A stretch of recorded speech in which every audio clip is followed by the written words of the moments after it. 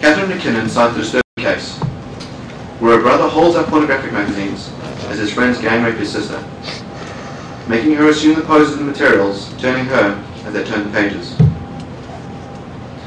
It is shocking anecdotes like this one that have the power to sway our emotions and cause us to side with McKinnon's cause. Without trivializing the horrendous harm that was suffered by the girl who was gang raped, a few things must be noted.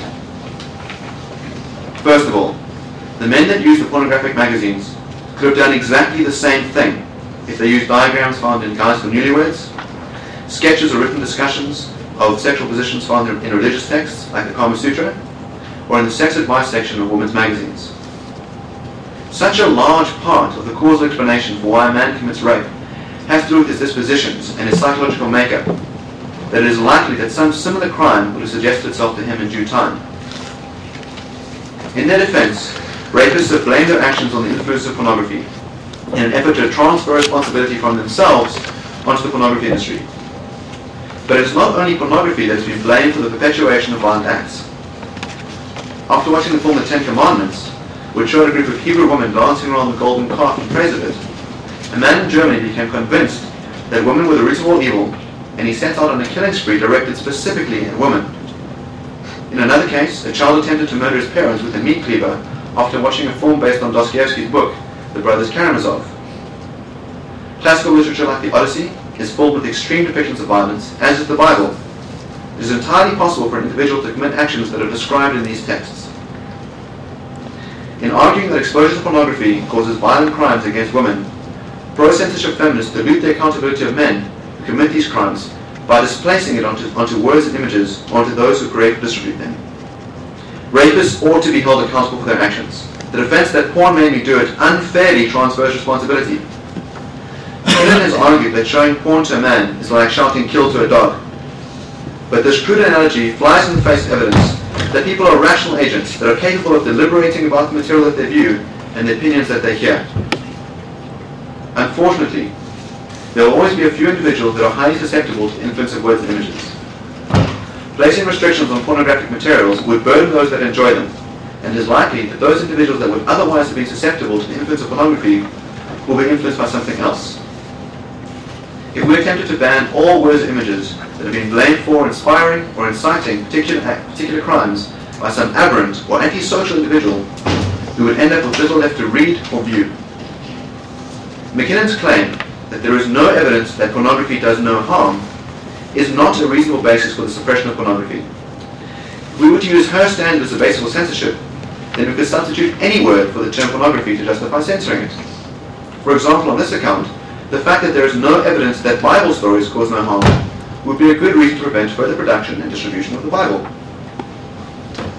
I will now move on to discuss the constitutional validity of the Act. I have provided a strong set of reasoned arguments that demonstrate why virtual child pornography ought not to be prohibited. I will now examine the issue from a constitutional perspective. The Constitution guarantees the right to freedom of expression. The prohibition of virtual child pornography constitutes a violation of this right, since the material is not an instance of material excluded by Section 16(2) of the Constitution. It must now be decided whether the violation of the right can be justified with reference to the limitation clause in Section 36. The nature of the right. Allowing the free dissemination of beliefs, opinions, and other forms of expression brings with it immense benefits. It allows for intellectual, cultural, artistic, and scientific progress while provoking discussion and aiding the search for truth. It must also be acknowledged that expression is a vital component of human development. It is the cornerstone of a functioning democratic state, since it gives people the opportunity to be exposed to a number of different viewpoints so that they can make informed and legitimate decisions about both their political and private lives.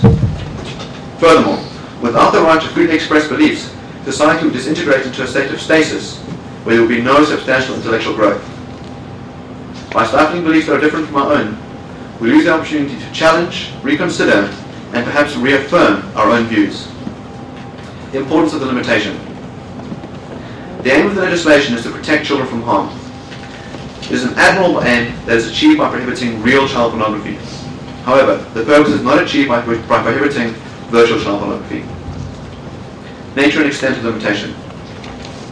The chilling effect on speech caused by the Act will be enormous, since the risk of being imprisoned would deter people from producing or distributing anything that could result in criminal sanction. Furthermore, the process of defending oneself in court places a financial burden on the accused. Even in cases where the accused wins the case, the legal costs involved in fighting a case can be crippling. It is also possible that materials which fall outside the scope of the definition of child pornography proposed by the law would not be distributed, since booksellers and video stores are unable to review all the titles that are sent to them by publishers. For pragmatic reasons, they may have to avoid stocking a large number of forms of publications that contain sexual content to avoid imprisonment. One of the further problems with censorship is that it drives production of banned materials underground, where they cannot be regulated at all. The prohibition of alcohol in America did not cease the consumption of liquor. It created room for criminal networks to take control of alcohol production and distribution.